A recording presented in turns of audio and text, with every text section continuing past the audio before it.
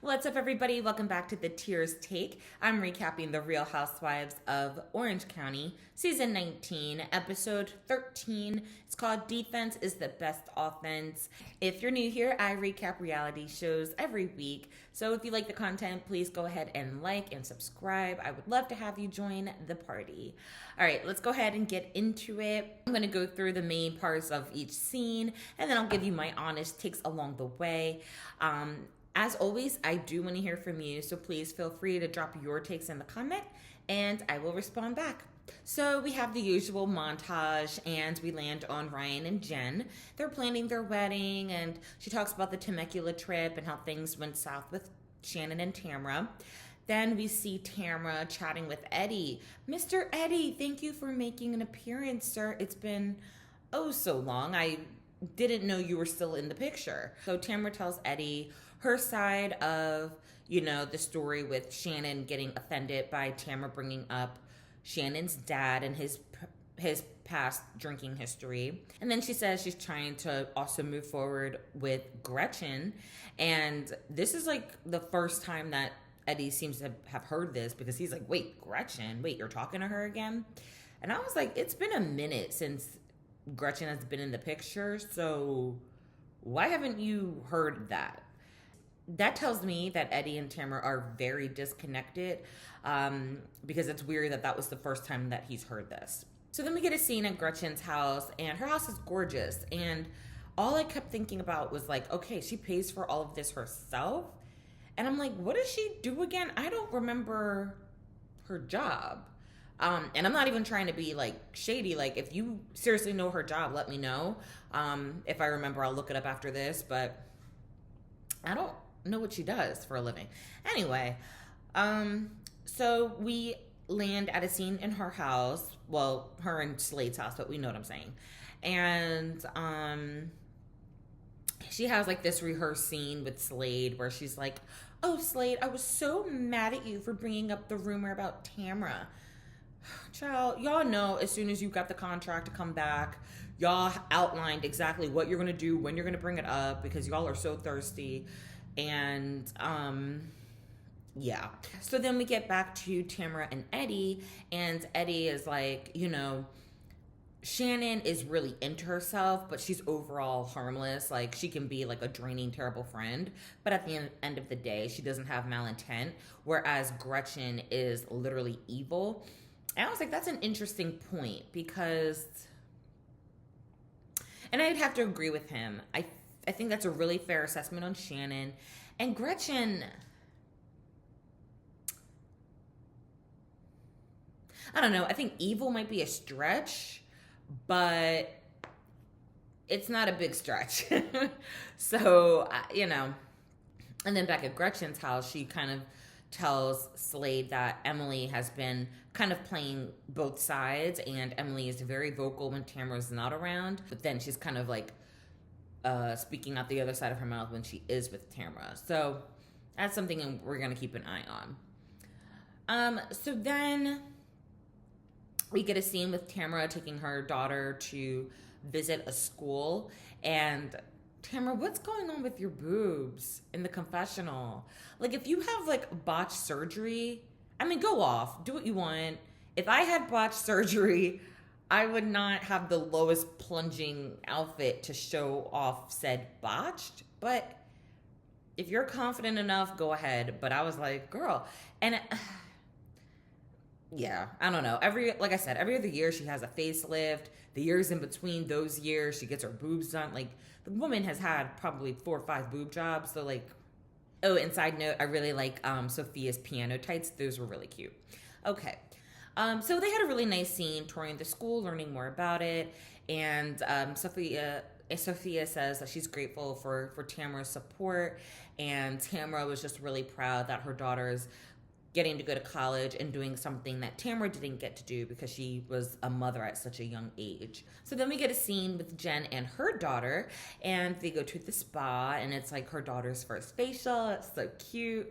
And she asked her daughter about school, about boys, and then Jen asked her daughter to be in her wedding. And her daughter cries at the thought of her mom being remarried, but she still likes Ryan. And Jen reassures her that she still loves the kids, she still loves her dad, all the things. And then they have a joint confessional, and Jen just kind of says that she feels like a failure because of, having to like break up the family.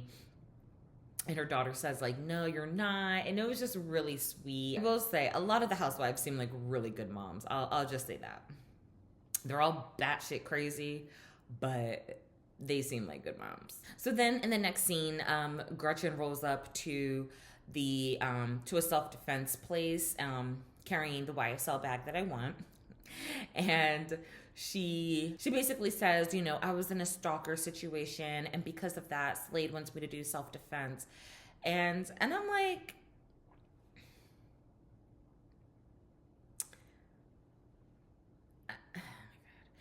like, okay, are we talking about your ex-boyfriend from 10 years ago? Is that the stalker situation that you're talking about? Like, I swear this woman has had nothing go on since she left the show, because everything that she's been back on has been like naked wasted and this like stalker ex-boyfriend and like all the things that we were talking about years ago. They're so contrived, and they're so like clearly their lives are centered around the show. It's very weird. It's very strange. But anyway, so, like I said, Gretchen's there. Emily arrives. Heather arrives. And, Gretchen's like, yeah, I think we've all been in like some sketchy places, and, it'd be good to do this self-defense. And Heather's like, oh, I can't relate. Heather's like, I can't relate to you brocos. She said, I live at the top penthouse floor. I got security everywhere. I'm great. So they wait for the other girls, but at this point they have some staged carjackings that they're gonna watch the girls react to on camera, just to kind of like test their reflex skills. And so basically the first is Tamra and I think Gina. So then when the guy approaches the car and like starts getting a little like loud with them, Tamra just like jumps out her seat and like, kind of puts Gina in danger. I said, I know that's right. That's how I am. And then the next car was Shannon and Jen. And Shannon was like oddly calm, where, I don't know, it was a weird situation. I thought, I don't know, at first I thought the carjacking like scene would be funny, but then I was just like, nah, don't mess with me like that. Nah. So the group goes to shoot guns, and then they debrief on the trips. So you have like one group was Gina, Heather, Shannon, and Gretchen. And then the other group was like the other girls, so like Tamra, Jen, Emily. Yeah, might have been that. So Gina was trying to justify Tamra's comment about Shannon's dad, and Shannon is not having it. And then back in the other group, Emily tells Tamra what Gretchen said. And basically that Tamra had an affair with someone in a boy band. Tamra said she has nothing to hide. Then Emily says Gretchen is what she accuses Tamra of being. And I was like, that's a very good point. Basically, like gathering information to hurt in the future. So then they all sit down to eat, and Tamra brings up to Gretchen that she was talking crap and asks, like, what's your problem? What is your actual problem with me?